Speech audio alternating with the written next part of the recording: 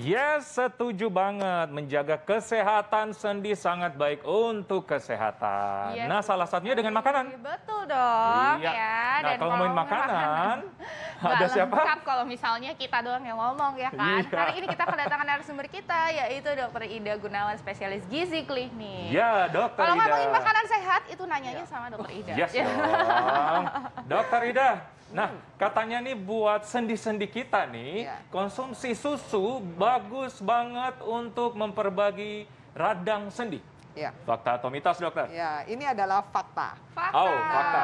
Pertanyaannya kok bisa seperti itu ya? Susu sapi ya, Dok ya? Ya, susu sapi ya. Kenapa? Karena dalam susu sapi dia kaya akan zat namanya kalsium, sudah nggak usah diragukan ya. Selain kalsium, dia juga kaya akan vitamin D dan juga kaya akan magnesium. Jadi kita tahu bahwa urusan dengan tulang ya, kita butuh yang namanya kalsium, kita butuh magnesium, kita butuh vitamin D ya. Selain kita berjemur matahari pasti bisa dapat juga dari sana ya. Dan jangan lupa dalam kandungan susu sapi dia tinggi akan protein. Dan protein ini juga sangat bagus untuk membentuk semua komponen yang ada di tulang maupun otot-otot sekitarnya. Sehingga sendi kita menjadi jauh lebih sehat dan kuat. Ya. Oke, nah itu kan kalau misalnya susu sapi nih, Dok. Nah ini kalau misalnya kayak anak saya nih alergi sama susu sapi, katanya nih minumnya kalau minumnya anak saya itu susu kedelai, tapi ini ada fakta atau mitos juga. Katanya konsumsi susu kedelai ini katanya baik untuk kesehatan persendian. Ini fakta atau mitos, dokter? Ya, ini juga fakta. Alhamdulillah. Ya. Alhamdulillah. Nah, ada alternatif lain ya, Dok? Betul. Nah, pertanyaannya kok bisa susu sapi dan susu kedelai? Betul sekali. Dua-duanya juga mengandung tinggi protein. Dan dalam susu kedelai dia kaya akan lemak yang baik. Salah satunya adalah omega 6. Kita tahu bahwa lemak-lemak baik itu juga mempunyai efek sebagai anti peradangan atau anti inflamasi. Tapi ingat ya, pastinya komposisi atau jumlahnya harus diatur. Jangan sampai perbandingannya menjadi lebih tinggi. Jangan ya. Jadi kalau kita bicara lemak baik itu kan ada omega 3, 6, dan 9. Nah, salah satu komponen terbesar dalam susu kedelai, kacang-kacangan, dan sebagainya, itu adalah omega 6. Nah, jadi omega 6 ya? Betul. Jadi antara omega 3 dan 6 ini harus seimbang. Jangan sampai dokter Ida bilang, oh ya bagus untuk sendi. So, setiap hari makannya menunya adalah kacang-kacangan. Nggak seperti itu juga ya. Jadi harus dalam kondisi yang seimbang. Makanya nanti kita kembali pada diet gizi seimbang gitu ya. Jadi pokoknya antara sumber omega 3 yang banyak sekali pada produk-produk seperti hewani, ikan-ikanan seperti itu dengan produk dari kacang-kacangan itu jumlahnya harus seimbang ya. Oke deh kalau gitu. Jadi memang harus seimbang, dokter ya? Semua harus seimbang. Oke dokter, kita lanjut ke fakta mitos selanjutnya nih. Ya, segala jenis bawang katanya baik banget untuk kesehatan persendian. Fakta atau mitos, dokter? Ya, ini dia ya bawangnya dan ternyata fakta. Wow. Fakta ya. Pertanyaannya penelitian itu banyak sekali loh dilakukan untuk ini. Si bawang putih ini. Nah, untuk kesehatan sendi. Kenapa? Ternyata hampir dalam seluruh bawang-bawang ini mereka mengandung antioksidan dan antiinflamasi. Mungkin saya harus cerita dulu yang namanya kesehatan sendi. Kenapa orang selalu butuh sendi yang sehat? Tadi udah ada ya foto ceritanya ya bahwa sendi itu ada lapisannya yang namanya tulang rawan. Nah, pada kita yang terlalu banyak menggunakan gerakan yang terlalu aktif secara berlebihan, kemudian tidak ada istirahatnya, ada yang olahraga berlebihan sekali dari pagi sampai malam dan olahraganya dengan high intensity dan sebagainya, yang menggunakan bobot berat badan yang besar dan sebagainya, lama-lama sendi kita itu bisa menjadi aus karena efek dari penggunaannya. Nah, oleh karena itu, untuk menjaga kesehatan sendi ini, kita butuh beberapa faktor sebetulnya.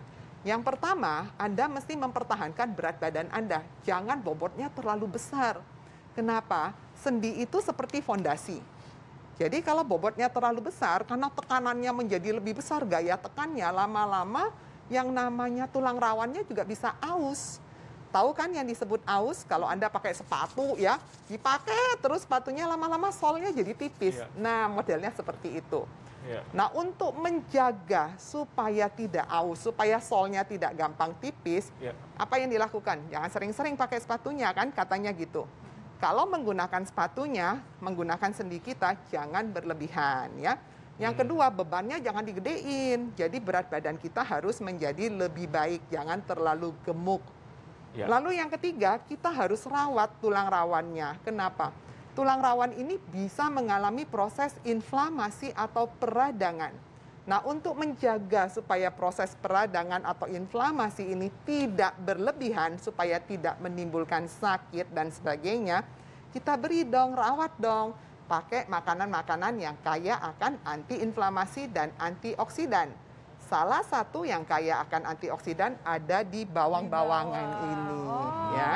Jadi si antioksidannya ini nih yang ada di bawang yang ternyata bisa menyehatkan tulang dan sendi kita gitu ya dok ya. Nah ini bagaimana, ini kan kalau misalnya si bawangnya, tapi kalau daun-daunnya nih dok, daun bawang itu bermanfaat juga nggak sih dok? Ya, bermanfaat pastinya ya. Yang namanya nanti kita juga akan bahas mengenai herbal-herbal, daun-daun dan sebagainya, bumbu dapur. Bumbu dapur orang Indonesia itu sangat kaya akan antioksidan. Yes, ya? Betul sekali. Nah, tadi dokter juga udah bilang nih bakalan ada yang namanya herbal juga yang bakalan kita bahas. Dan di sini juga ada nih, kayaknya kelihatan di situ enak-enak nih. Ada ikan, ada pepes, ada apa macam-macam. Nanti kita akan bahas sesaat lagi, tetap di Hidup Sehat. Ya pemirsa, kembali bersama kami di Hidup Sehat. Masih membahas makanan yang baik untuk kesehatan persendian. Yes, betul sekali. Nah, masih bersama Dokter Ida. Nah, Dokter Ida, di sini kan udah banyak sekali nih ya makanan-makanan yang sudah disiapkan. Enggak, kita nggak akan masak hari langsung ini. Kita makan ya kan? Hari ini? Enggak. Bukan, ya? Tapi ini dari sini nih dok, katanya nih memang bagus banget untuk kesehatan sendi kita dan juga tulang kita. Nah, di sini ini ya. Ada juga fakta atau mitos berikutnya nih yang berkaitan nih dengan makanan-makanan ini. Katanya nih dokter, konsumsi garam terlalu banyak ini bisa merusak sendi. Ini fakta atau mitos? Ya, ini fakta. Waduh. Fakta. Kaget ya sebetulnya ya. Sebenarnya gini, penelitian mengenai garam dan kerusakan pada sendi, tapi mereka melihat risiko terjadinya rheumatoid arthritis, terjadinya artritis atau peradangan pada sendi, itu mereka sudah lakukan di Swedia. Jadi mereka menggunakan pasien-pasien subjek penelitian yang cukup besar, hampir 2.000 atau 3.000 orang seperti itu ya. Lalu mereka analisis apa yang terjadi pada orang-orang seperti ini yang ikut dalam penelitian. Oh ternyata mereka mengkonsumsi garam dalam jumlah yang berlebihan dalam satu harinya. Dan setelah diteliti lagi, kok bisa ya garam dengan kaitannya kesehatan sendi. Ternyata garam ini dalam jumlah berlebihan, dia akan menyebabkan kondisi retensi cairan dalam tubuh kita. Jadi terjadi penahanan cairan dalam tubuh. Dan yang kedua, dia juga menginduksi atau menstimulasi terjadinya proses peradangan yang ada di dalam tubuh kita. Jadi sebetulnya bukan hanya di sendi saja, tapi di seluruh sistem tubuh kita juga bisa terjadi proses peradangan tersebut ya. Jadi dari kebetulan penelitian ini karena menggunakan subjek penelitian untuk kesehatan sendi, maka mereka lihat ada kaitan dengan konsumsi garam yang berlebihan. Oleh karena itu dalam makanan menu seimbang kita selalu dianjurkan konsumsi garam yang paling baik untuk kesehatan adalah kira-kira 1 sendok teh peres dalam satu hari. Jadi jangan berlebihan. Peres atau kira-kira 5-7 gram maksimal. 1 sendok yang rata ya? Ya, 1 sendok teh peres. Betul. Nah, selanjutnya. Fakta mitos selanjutnya berkaitan dengan teh hijau nih dokter. Nah, katanya teh hijau dapat mengurangi peradangan sendi dan memperlambat kerusakan tulang rawan. Fakta atau mitos? Ya. Ini sebetulnya bisa dua ya, fakta dan mitos ya. Saya akan jelaskan dulu. Jadi nanti kita akan lihat. Kalau dia untuk kesehatan sendi, jawabnya fakta. Tapi kalau untuk kesehatan tulang, nah ini bisa menjadi salah satu mitos. Pertanyaannya kenapa? Iya, gini, teh hijau ini kaya akan antioksidan. Namanya epigallocatechin galat. Jadi dia kaya akan golongan flavonoid. Tadi sudah saya jelaskan, untuk kesehatan sendi kita membutuhkan antioksidan supaya proses-proses inflamasi yang mengenai ke kesehatan sendi kita, ke tulang rawannya menjadi mereda atau menjadi lebih sedikit. Maka efek ini bagus sekali untuk kesehatan sendi. Namun, yang namanya teh ini, dia juga kaya akan kafein. Nah, kita tahu ya, kafein itu bukan cuma ada di kopi, tidak. Kafein juga ada di kopi, teh, soda, dan coklat. Jadi kalau saya bilang bagus, artinya konsumsinya juga bukan berarti satu hari harus 1 galon, tidak ya. Jadi konsumsi teh juga tetap harus jangan berlebihan. Kenapa? Karena kafein ini dalam tubuh dia juga bisa menarik kalsium. Jadi dia meningkatkan pembuangan kalsium nanti melalui urin ya. Jadi kalau saban hari kita makanin yang namanya minumin teh terus dari pagi sampai malam dalam jumlah yang besar, banyak dan pekat, kandungan kafeinnya menjadi lebih besar, hati-hati jangan-jangan nanti kita kandungan kalsiumnya menjadi lebih rendah. Karena dia juga bisa mengganggu penyerapan kalsium. Jadi efeknya dua, yang satu mengganggu penyerapan kalsium, dan yang kedua karena dia kaya akan fitat, yang kedua dia bisa meningkatkan pembuangan kalsium ke urin. Ya. Wah, berarti ini Dok, kalau misalnya minum teh seperti ini buat yang pecinta teh nih, mungkin bisa diakalinnya itu tidak langsung habis makan langsung minum teh gitu ya Dok. Betul ya. sekali. Jadi harus dikasih jarak nih supaya kalsium dan nutrisi-nutrisi lainnya itu bisa terserap langsung ke dalam tubuh kita gitu. Makanya kalau tea time itu biasanya jam 4 sore gitu ya Dok ya. Berapa banyak Dok ya kalau konsumsi per hari disarankan? Iya betul. Jadi kita lihat kandungan kafein karena kan tadi yang kurang baiknya adalah efek kafein kalau berlebihan. Kafein itu kalau bisa sekitar bagi mereka yang punya sensitif kafein jangan lebih dari 200 mg per hari. Kalau tidak masalah boleh sampai 300-400. Dalam satu cup tea ini kira-kira mengandung sekitar 50-60 mg kafein. Jadi kalau Anda sensitif dengan kafein, ya pakainya jangan lebih dari 3 cup satu hari. Tapi kalau tidak masalah dengan kafein, Anda boleh pakai sampai 6 cup satu hari. Oke. Ya masih bisa lah ya. Bisa ya. Nah, ini yang digadang-gadang nih Dok, katanya kalau misalnya kan untuk kesehatan sendi itu adalah si omega 3 ya Dok ya? Betul. Nah, omega 3. Nah, tapi ini fakta atau mitos nih dokter?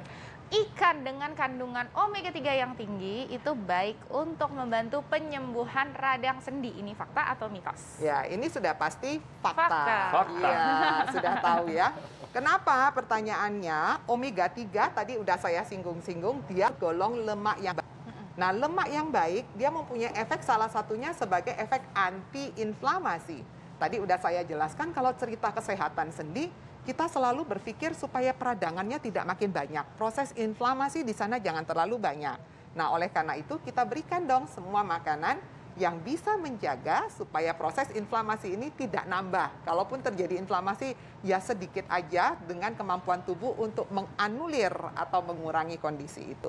Ya, jadi perbanyak omega 3 karena dia bagus sekali untuk menurunkan efek anti-inflamasi. Dok, ini tapi kalau misalnya omega 3 tadi digambar tuh salmon ya Dok ya. Tapi kan kalau misalnya di Indonesia lumayan tuh harganya. Nah mungkin nih ada ikan-ikan lain nih Dok yang bisa kita konsumsi untuk omega 3-nya supaya kita dapat juga. Ya, ini semua yang di meja kita ini adalah makanan ikan Indonesia. Dan saya itu jarang sekali menganjurkan menasehati semua orang untuk konsumsi salmon.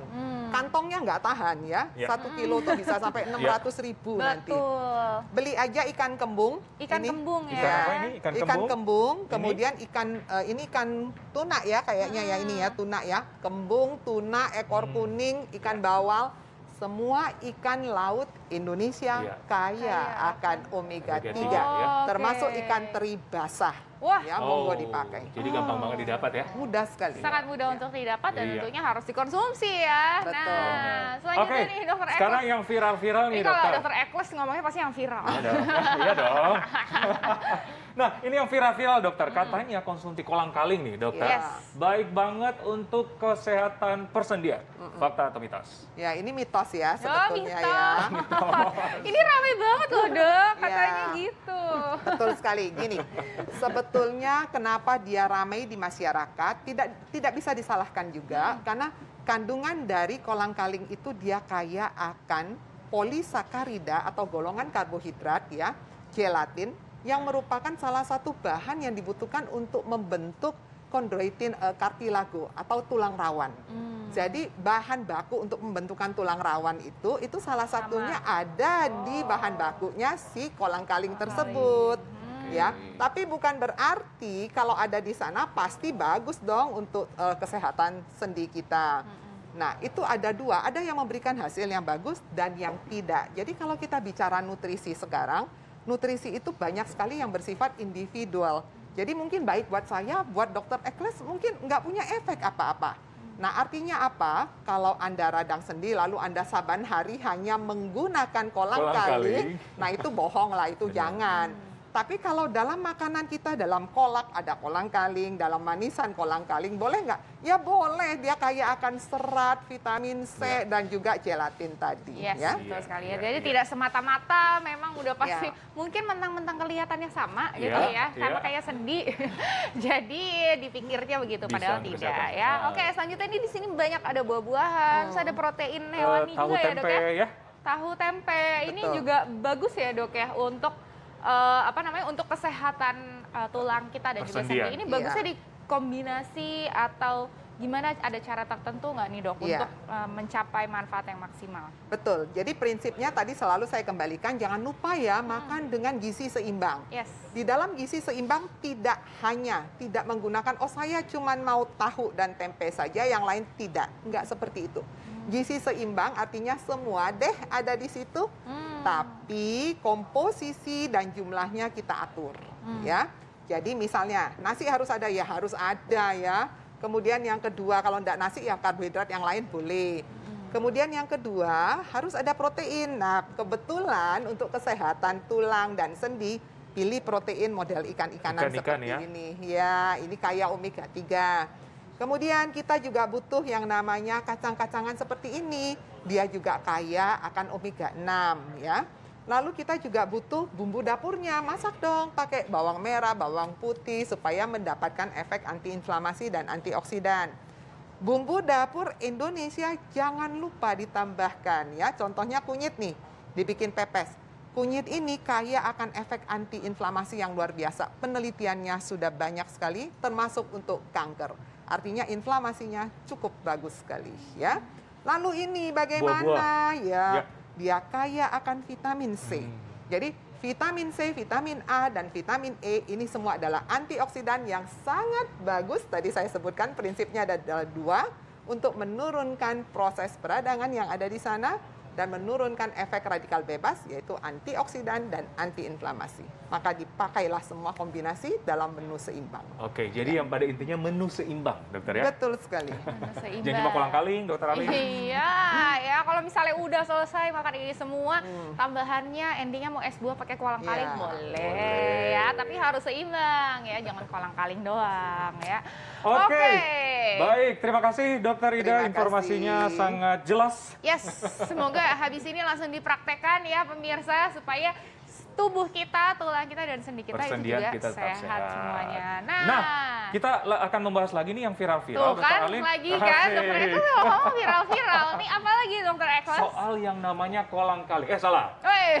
Hepatitis akut pada anak atau hepatitis misterius. Ini lagi rame banget diomongin di sosial media, di berita-berita, info-info, ataupun para ibu-ibu ya. Yes, betul sekali ini ya. Dan gimana sih caranya kita mengenali khusus nih ya, ini hepatitis akut atau bukan sih? Atau ini demam biasa? Atau apakah harus kita, ini nih harus dibawa ke dokternya kapan ya? Sesaat lagi kita akan bahasnya dengan spesialis dokter anak, hanya di Hidup Sehat TV One.